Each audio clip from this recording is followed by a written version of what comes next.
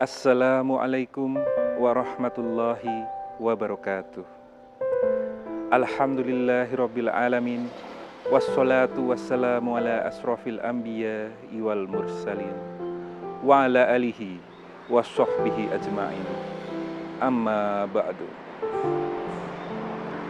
Yang terhormat Ibu Lili Kuswanti SPD MPD selaku Kepala SMP Negeri 1 Maos.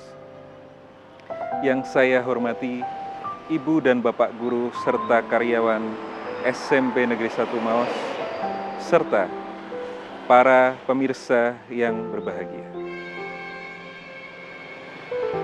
Pertama-tama, mari kita buka kesempatan yang penuh berkah ini dengan terlebih dahulu melantunkan syukur setinggi-tingginya kepada Allah Subhanahu wa Ta'ala. Ibarat alunan merdu di bulan Ramadan, mari kita sama-sama lantunkan rasa syukur terdalam kita atas segala nikmat yang telah Allah limpahkan kepada kita. Hirupan udara yang menyegarkan paru-paru, denyut jantung yang senantiasa berdetak, dan ribuan nikmat lainnya adalah anugerah yang tak terkira. Semoga syukur yang kita ucapkan dari hati kita dapat menjadi sarana untuk menggapai ridho Allah Subhanahu wa Ta'ala.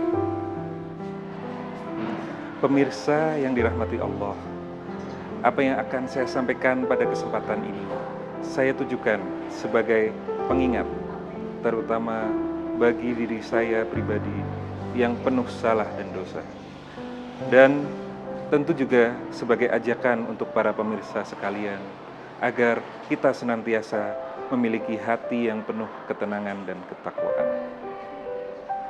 Dikisahkan Abu Ubaidah bin Jarrah, yang mana beliau adalah seorang gubernur di Syams, Suriah.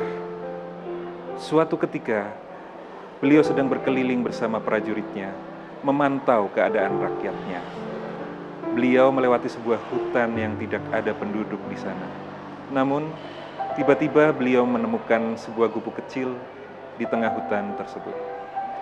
Gubuk tersebut tampak reot dan tidak memiliki tetangga. Karena penasaran, Abu Ubaidah mendekat ke gubuk itu. Dari luar gubuk, Abu Ubaidah mendengar suara seorang pria yang bertahmid kepada Allah. Alhamdulillah, Alhamdulillah, Alhamdulillah. Begitu yang beliau dengarkan, dan ucapan tersebut tiada berhenti.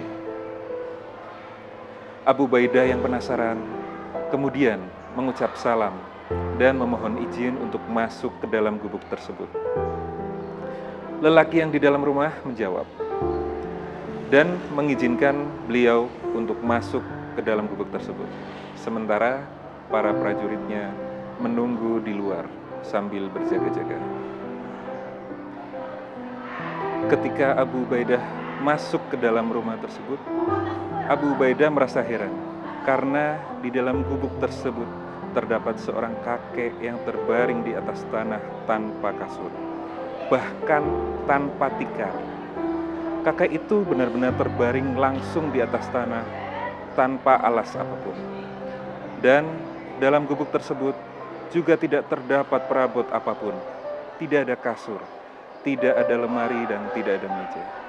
Sang kakek tiada henti mengucap pujian kepada Allah Subhanahu wa Ta'ala. Itu yang Abu Ubaidah pertanyakan. Ketika Abu Ubaidah mendekat, Abu Ubaidah baru menyadari bahwa sang kakek tersebut adalah seorang tunanetra. Beliau tidak bisa melihat. Lalu kakek-kakek ini juga dalam keadaan lumpuh, tidak bergerak. Usia yang sangat tua, matanya buta, dan tubuhnya lumpuh. Yang bergerak dari tubuhnya hanya bibirnya, yang terus melafalkan hamdalah.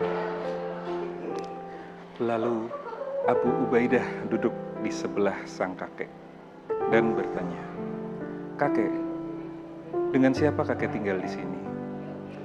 Kakek itu menjawab, "Saya tinggal di sini dengan anak saya.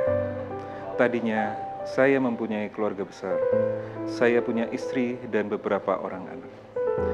Tapi istri saya sudah meninggal dan anak-anak saya juga sudah meninggal. Hanya tersisa 1 orang. Kemudian Abu Ubaidah bertanya, "Lalu, kenapa kakek tidur di sini?" Sang kakek pun menjawab, "Saya lumpuh, saya tidak bisa melihat, tapi Allah Maha Baik."